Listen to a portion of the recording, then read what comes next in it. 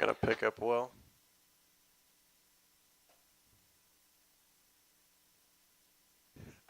You hear that? Oh, all right. Well, welcome everyone to TUBBS. Thank you for coming out on this dreary Wednesday of rain, but it looks like the weather's improving, so.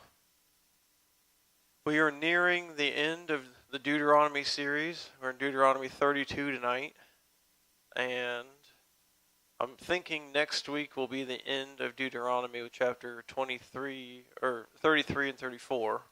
34 is real short. Tonight's chapter is over a song. My Bible calls it the Song of Moses, but I kind of call it the Song of Remembrance for what God has done. So we're going to go over that tonight. It might be kind of a shorter night. We'll see if we get into some of the next chapter. But before all that, let's go to the Lord with a word of prayer, and then we'll jump into the study. Dear Heavenly Father, thank you for this place to get together, to learn more about you, to deepen our relationship with you, and so we can just have a further understanding that nothing going on nowadays is really new. You know, fundamentally man has not changed, which is why we need you, God. So Lord, just please bless this time, bless the people who are here to be in your word and to study and to learn more about you. Please keep our eyes and ears open and our hearts ready to receive what you're trying to tell us, Lord. And please move me out of the way and speak through me so that you can let everybody here and online know what you want them to hear, Lord. Amen. All right.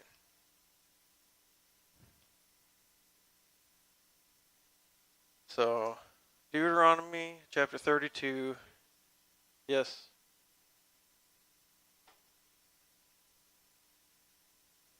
$31:30. Oh. Oh, yeah. Then Moses spoke in the hearing of all the assembly of Israel the words of the song until they were complete. All right, guys, thanks for coming out. We're done. Moses completed. Everyone can go home now. You just get points for showing up. Really, what it's about. But yes, last week Moses was told by God to write a song for the people of Israel. God knows that people remember rhythms and beats and songs pretty well, so he's going to use the format of a song. So this will be kind of like an anthem or a nursery rhyme or just something that the people of Israel will always have with them no matter where they go, and it'll be handed down from generation to generation. Just pretty much no matter where they are, they're always going to remember the Lord. So, Deuteronomy chapter 32, verses 1 through 4. Give ear, O heavens, and let me speak, and let the earth hear the words of my mouth. Let my teaching drop as the rain, my speech distill as the dew, as the droplets on the fresh grass, and as the showers on the herb.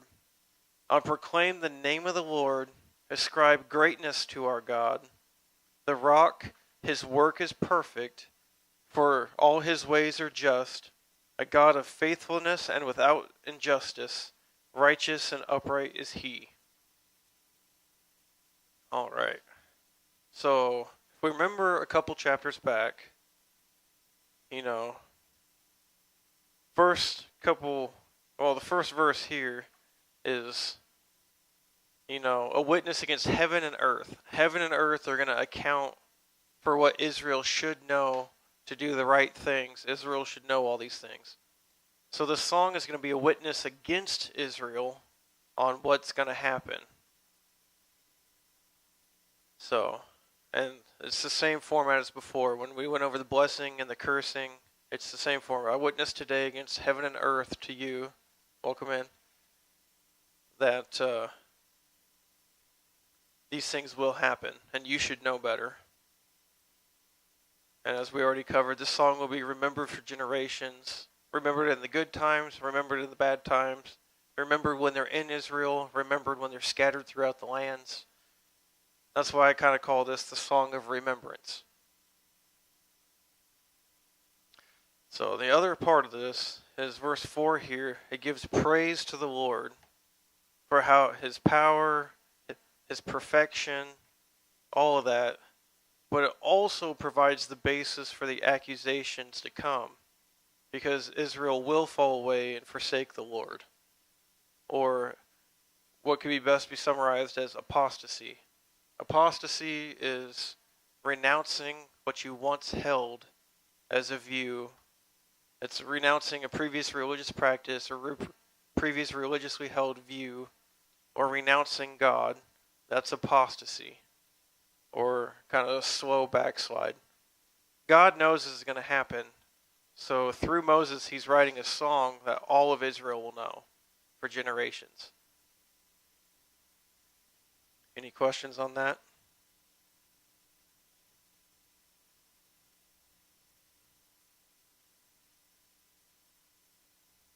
Oh yeah. Well, then verses 5 and 6, and this is coming off the heels of verse 4, a God of faithfulness and without injustice. Now we have verses 5 and 6. They have acted corruptly towards him, God. They are not God's children, his children, my Bible says, because of their defect, but are a perverse and crooked generation. Do you thus repay the Lord, O foolish and unwise people? Is he not your father who has bought you? Has he made you and established you? Okay. So, first part here, they have acted corruptly. New King James says they corrupted themselves. So, I like that kind of parallel there. Yep. So, and then it says, they've essentially rejected God because God has established them, bought them, rescued them from Egypt, provided for them. God has done all these things, and after everything is done, they repay the Lord like this, by acting corruptly, acting unrighteously, So, now, verses 7 through 14, we're going to go right back to remembering what the Lord has done. So, it's kind of interesting when you look at the format of this as a song, and it makes it really easy for Israel as a people, to see God's plan here. So verses 7 through 14. So verse 7 here. Remember the days of old. Consider the years of all generations. Ask your father, and he will inform you. Your elders, and they will tell you. When the Most High gave the nations their inheritance, when he separated the sons of man, he set boundaries of the peoples according to the number of the sons of Israel. For the Lord's portion is his people. Jacob is the allotment of his inheritance. He found him in a desert land and in the howling waste of a wilderness. He encircled them, he cared for them, he guarded them as the pupil of his eye. Like an eagle that stirs up its nest, that hovers over its young. He spread his wings and caught them. He carried them on his pinions. Now, real quick, I had to look this up. Pinions in this context means a feather, but specifically a flight feather. So I was just unclear on that. I didn't know that word, so I had to look it up. Let's see, where was I? Verse 12 here. The Lord alone guided him, and there was no foreign god with him. He made him ride on the high places of the earth, and ate the produce of the field. He made him suck honey from the rock, and oil from the flinty rock. The curds of cows and the milk of the flock, with fat of lambs, and rams, the breed of Bashan, and goats, with the finest of wheat, and the blood of the grapes you drank wine. So this is really all of God's faithfulness right here. And the idea here would be there would be greater conviction in light of the remembrance of what the Lord has done. So, since this is a song for generations, they're going to be able to refer to this and be like, yeah, okay, the Lord has been good to us, and here we are playing the harlot. So we need to remember what God has done.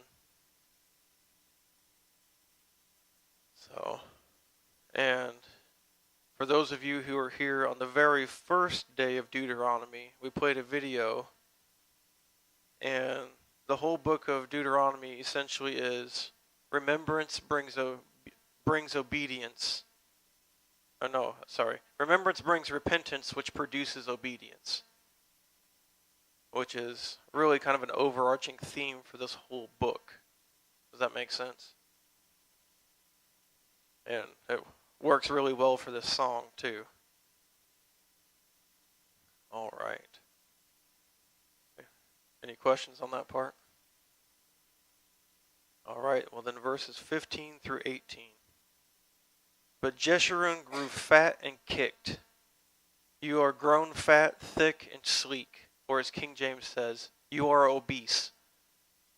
Then he forsook God who made him and scorned the rock of his salvation. They made him jealous with strange gods.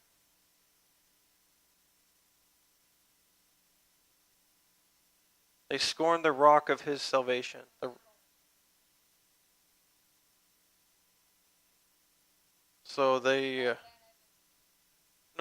Essentially that they rejected God or made light of God's promises. Because what God promises will happen, will happen. Yes. And let's see. 15 through 18. I think I'm on verse 16. They made him jealous with strange gods. With abominations they provoked him to anger. They sacrificed to demons who were not God, to gods whom they have not known, new gods who came lately, with whom your fathers did not dread. You neglected the rock who begot you, and forgot the God who gave you birth. Okay, a few things here. Does anyone know what Jeshurun means? It does mean Israel. Jeshurun. So it's a title, but yes, it does mean Israel, and it was given to Israel by the prophet Isaiah. But it translates to the upright one. Jamie's over here. I got notes.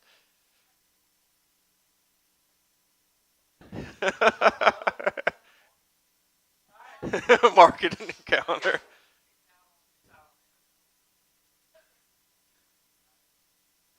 Let's see. It is March 7th, 2024. Jamie was right.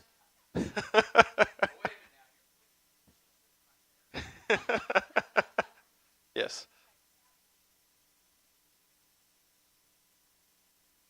No. This is just a title for Israel.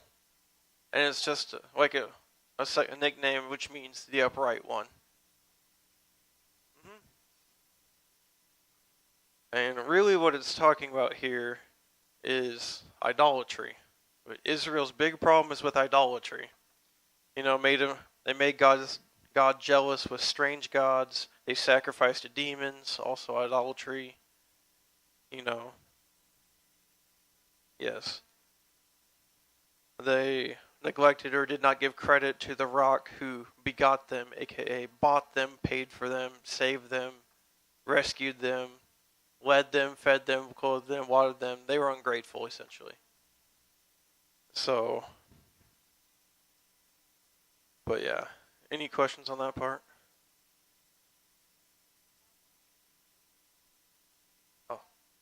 Oh yeah. So now we're going to have a big chunk here. Verses 19 through 27. So 8 verses. The Lord saw this and spurned them.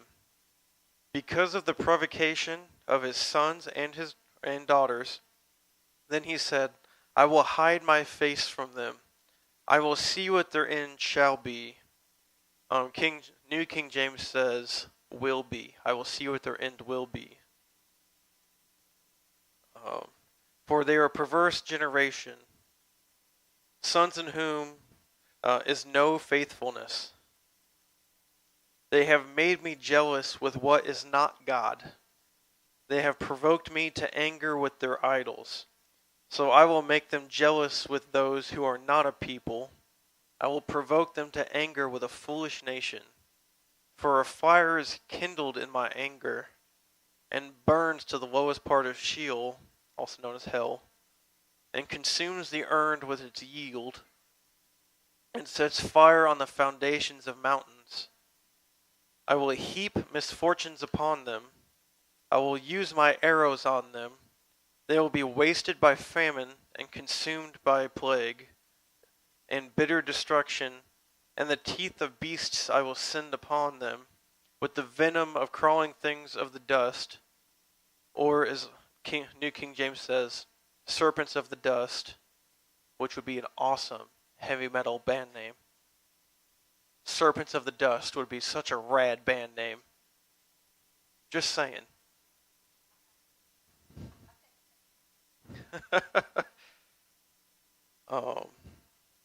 Outside the sword will bereave, and inside terror. Bereave in this context means to take a loved one or to take something of great value. And New King James says, there will be terror. So, interesting note there. Both young man and virgin, the nursling with the man of gray hair, I would have said, I will cut them to pieces. I will remove the memory of them from men. Had I not feared the provocation by the enemy, that their adversaries would misjudge, or that they would say, our hand is triumphant, and the Lord has not done all this. Okay, so there's a lot to unpack here.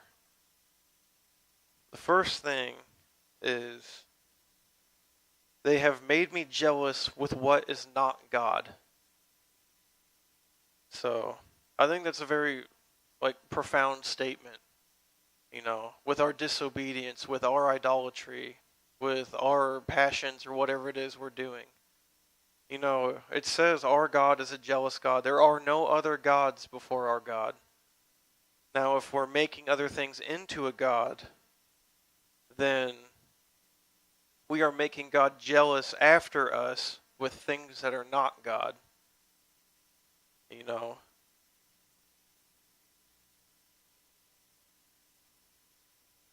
It's idols and stuff.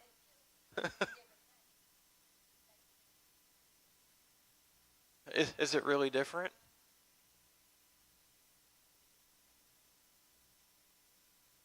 Well, I mean, this is why I say fundamentally man has not changed. Everything that's happened in the Bible has happened multiple times over. Which is why it's just highlighted so really blatantly that we need an outside savior that is not of ourselves. We need a higher power to save us because we cannot save ourselves. So, I mean, what history has taught us is that we haven't learned from history. So, but, you know, there is a thing called, jealous wrath or jealous fury. And, you know, if we're provoking the Lord to anger with our idolatry or whatever our particular sin is, if we're provoking the Lord to anger, you know, do we want the jealous fury of God poured out on us? No. No, we do not. You know, I've heard it said, that's good. But I've heard it said that, you know, oftentimes human jealousy will hurt you, but in terms of God, his jealousy is a virtue. God is jealous after us. You know, God will salt the earth for one of us. It'll happen. Now the other thing to unpack here is hide my face. You know, Israel is special at this time because what other nation on the planet had such an intimate relationship with their creator and their God? So when God's saying he's going to hide his face from them, he's going to cut off that intimate relationship with the Lord, it's a punishment. But it's also like, it's kind of like the warning sign, you know, if you feel like you're not really being talked to by God, or, you know, if the whole nation's kind of slowly veering off the tracks, and he's giving them the silent treatment, you know. So it's a punishment, but it's also a warning at the same time. Now, if the people return and like repent and have a right standing with God, then he won't have to heap disasters on them. But if the silent treatment doesn't work, he's going to heap disasters on them until they're like, oh, it's God. But now here at the end, you know, this kind of confused me at first, because on verse 26 it said, I would have said, I will cut them to pieces, I will remove the memory of them from men, had I not feared the provocation by the enemy, that their adversaries would misjudge, or that they would say, our hand is triumphant, and the Lord has not done all this. So God would have wiped them off the face of the planet, but Israel, again, is going to be through the blessing and the cursing.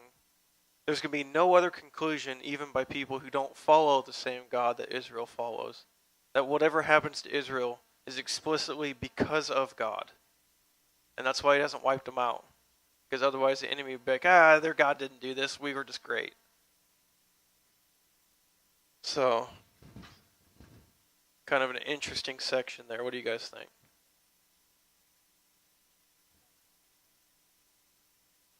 Alright. Well then, we'll move on to verses 28 through 43, another big section here. Verse 28 here. For they are a nation lacking in counsel, and there is no understanding in them. Would that they were wise, that they understood this, that they would discern their future. How could one chase 1,000 and two put 10,000 to flight, unless their rock had sold them, and the Lord had given them up?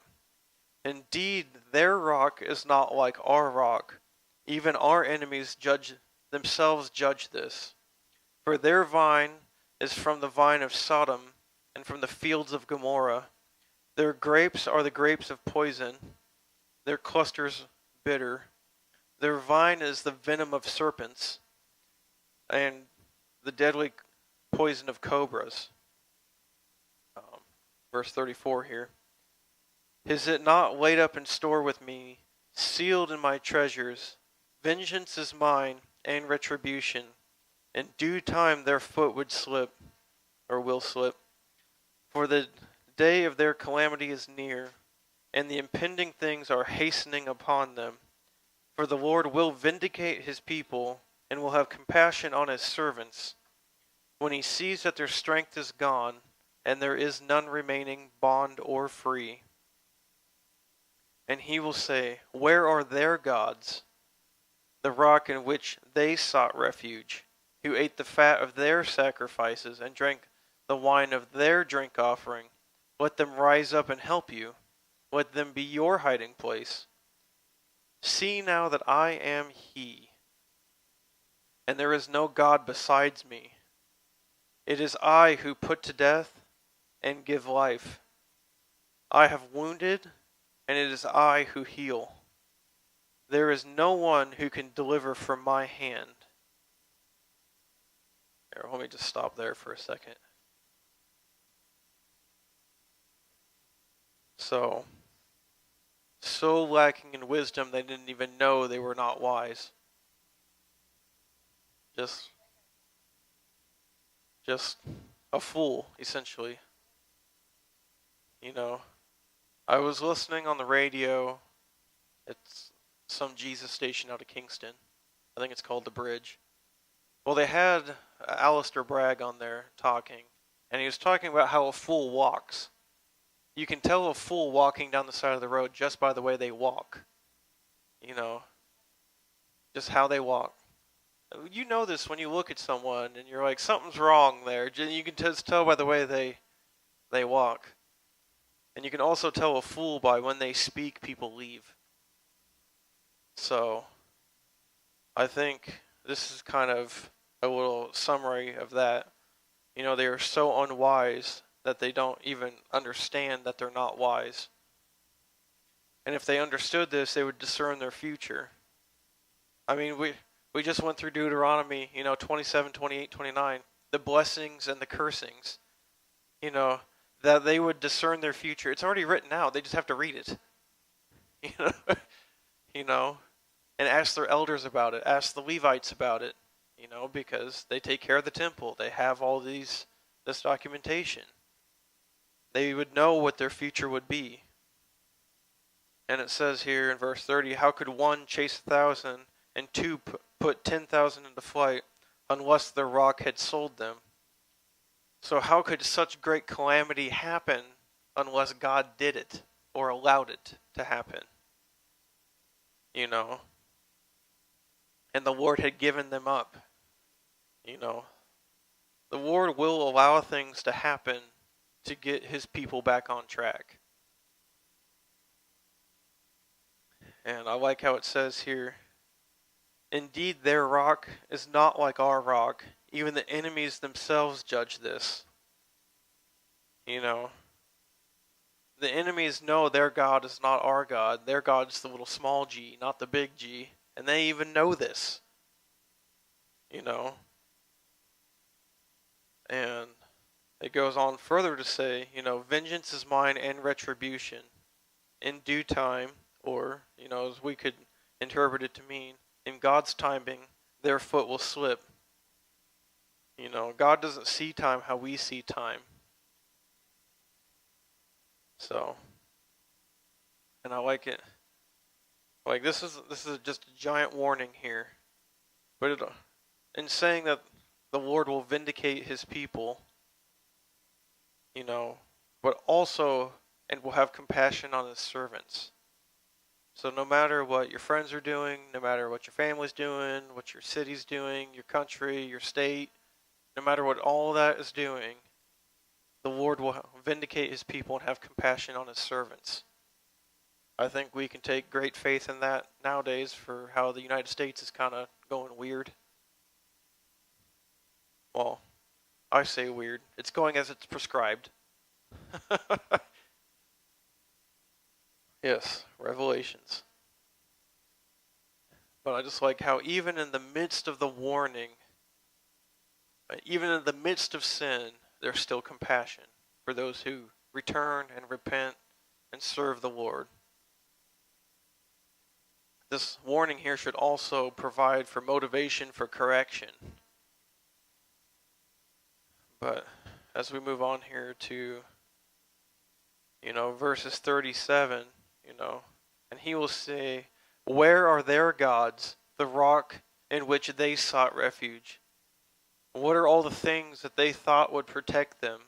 Was it the tower walls? Well, that clearly didn't protect them for very long, especially on the siege of Jerusalem. There was people running out of Jerusalem just to be slaughtered because they couldn't withstand the famine any longer. They were running out, embracing death. So where are the gods now that, accepted their sacrifices or offered them refuge?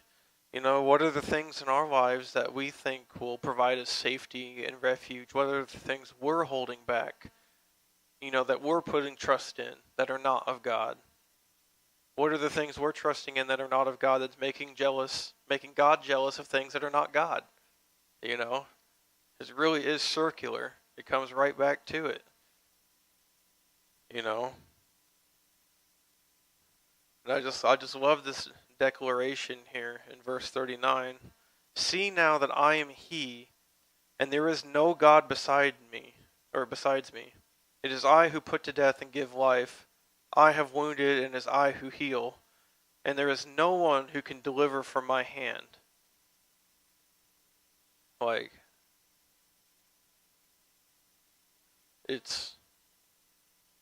I wrote down here, declaration that there is no other God, especially after he burns all other gods to the ground. All other gods, all other idols, everything will be tried by fire. And then moving on here to verse 40.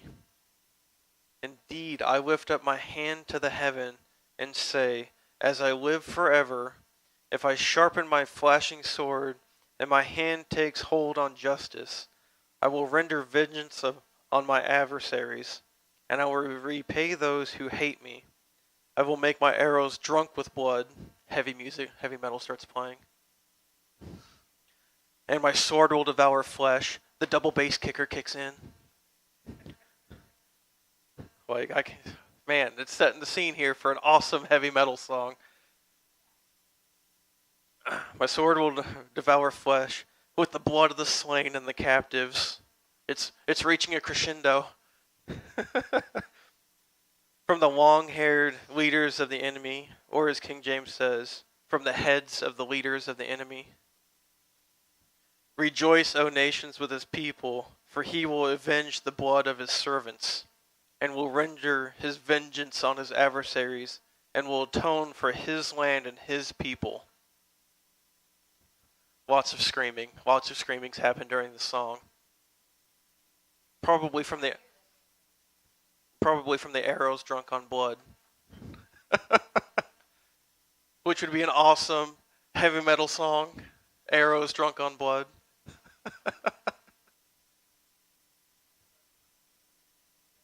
Yeah, Serpents of the Dust, yeah.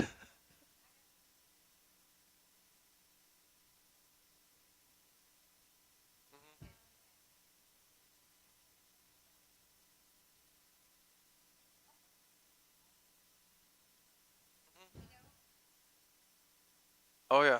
There's a surprising amount of Christian heavy metal bands out there. Oh yeah. There is it's a rabbit hole you can fall down, but like, man, they can just take their content directly from Deuteronomy 32. Right, probably about 5-6 bangers. JB over here smiling.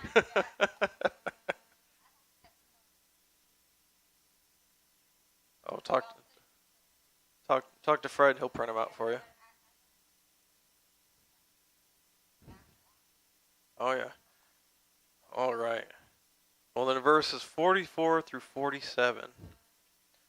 Then Moses came and spoke all the words of the song in the hearing of the people, he with Joshua the son of Nun.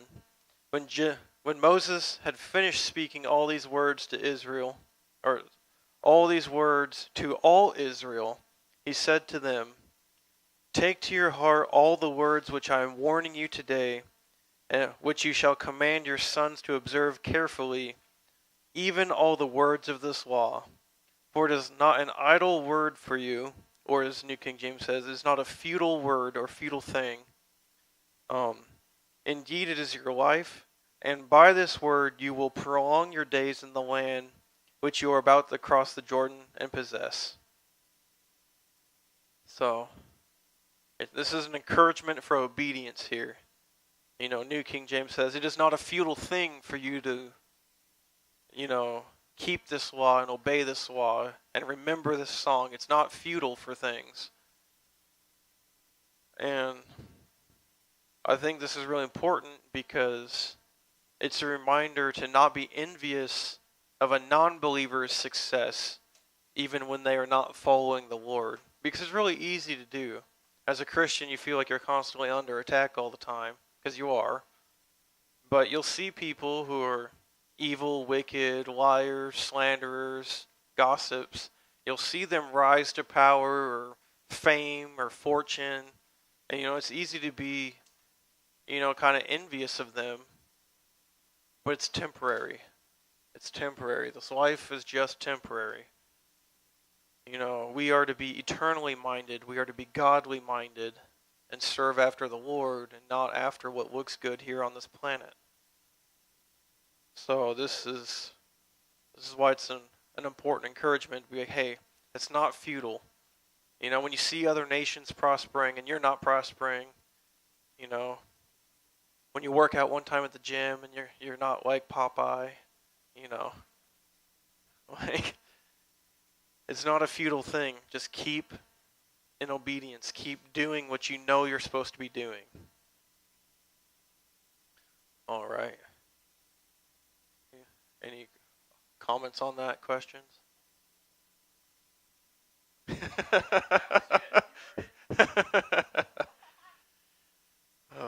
I've built up the excitement too much. Now it's all just a letdown. Well, Serpents of the Dust, at the showbox. Tickets $5. Invite your friends. Yeah, we're gonna have a mosh pit. So bring some duct tape and a white shirt. Jamie knows exactly what I'm talking about. Oh yeah.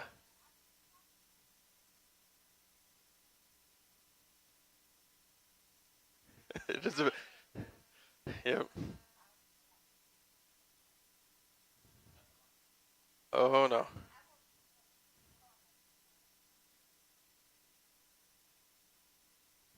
All right.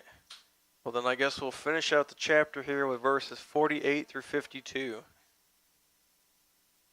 The Lord spoke to Moses on that very same day, saying, Go up to this mountain, go up to this mountain of Abraham, Mount Nebo, which is in the land of Moab, opposite Jericho, and look at the land of Canaan, which I am giving to the sons of Israel for a possession. Then die on the mountain where you ascend, and be gathered up to your people, as Aaron your brother died on Mount Hor, and was gathered up to his people, because you broke faith with me in the midst of the sons of Israel, at the waters of Meribah Kadesh, in the wilderness of Zin, because you did not treat me as holy in the midst of the sons of Israel. For you shall see the land at a distance, but you shall not go there into the land which I am giving to the sons of Israel. Now this is a harsh punishment, and it is. However, as we went over last week, Moses essentially ruined what would be a perfect image of Christ who is to come, and as we went over that whole summary. So this is a harsh punishment because he did not treat the Lord, like it says right here. Let's see. Where I just saw it. Because you did not treat me as holy in the midst of the sons of Israel. And just like we said, leaders will be held to a higher standard. And breaking faith with me in the midst of the sons of Israel, not treating him as holy, very grievous sin.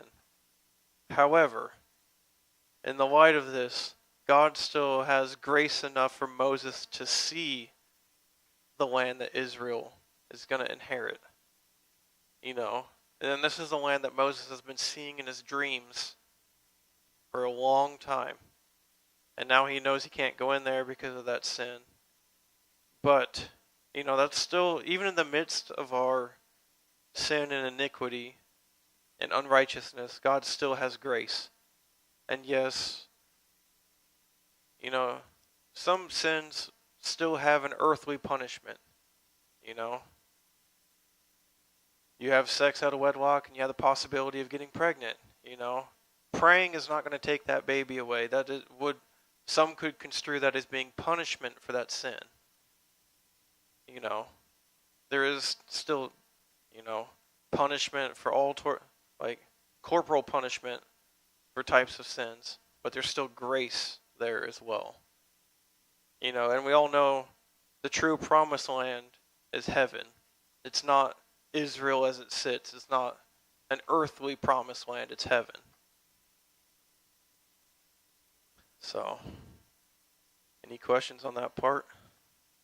Any of you guys going to climb a mountain and die?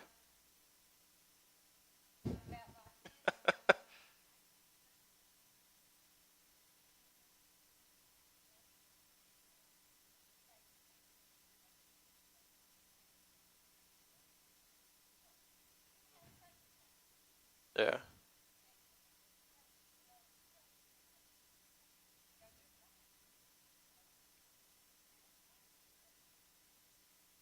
You can pray repeatedly for the same things. Now the Bible does say not to use many words as the heathens do, thinking they will be saved by their many words. That's the specific rebuke for that. However, you can pray repeatedly for the same people or the same stuff, you know. But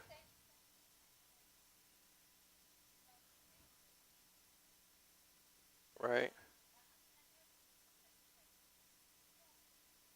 right. Well, and maybe in that specific instance it was a problem. But generally speaking, if you're not using just the same things over and over again, and you actually mean it, and you're not just saying it for you think that your many prayers will save you, then it's not a problem. Does that make sense? Okay.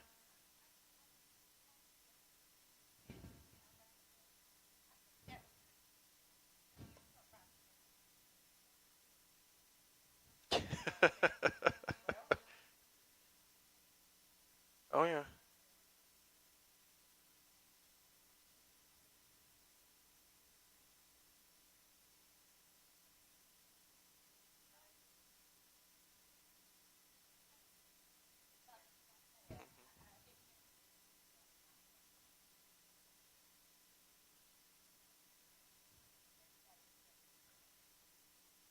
Yeah. I think a big thing here is to be introspective and see what your motive or a person's particular motive is for their prayer. You know, are they praying for the same thing over and over again because they asked God for something and God gave them an answer they didn't like? You know?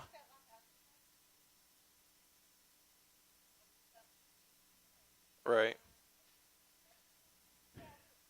You know, but here's the thing though, is like, there is only one God. If God gives you an answer you don't like, you can't run to the other parent and be like, "Hey." you know.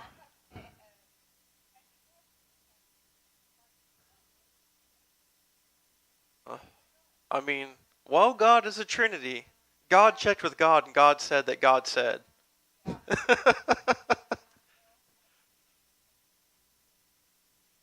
Right. Well, any questions on this chapter? Any comments y'all have? Any thoughts? I, I, I'm part of a Christian men's workout group on Facebook, and they're constantly throwing out heavy metal, Christian heavy metal workout songs. Like War of Ages has some good stuff. Oh yeah. Some of it's a little too extreme for me in my advanced age, but people like Jamie could certainly get down with it.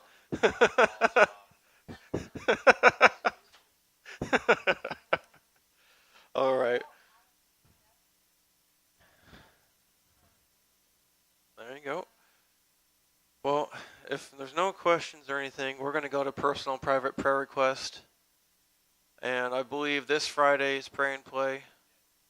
And then this Sunday at 11 o'clock is regular church service. And then 6 p.m. Sunday's 11 a.m. And then, of course, next week, Wednesday at 6 p.m. for what I'm thinking will be I think next week will be the conclusion of the Deuteronomy series. Okay. Oh, Sunday after church is game day and tacos. Yeah. I think this will work out well for scheduling. Yes.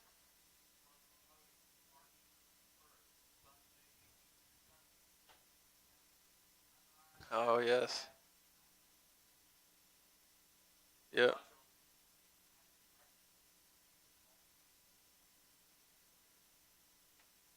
Okay. So, all right. East Sunday service, March 31st, 6 a.m. at United Methodist in on Kingston Avenue, and then followed by breakfast and then regular church service after that. Yes. Yes.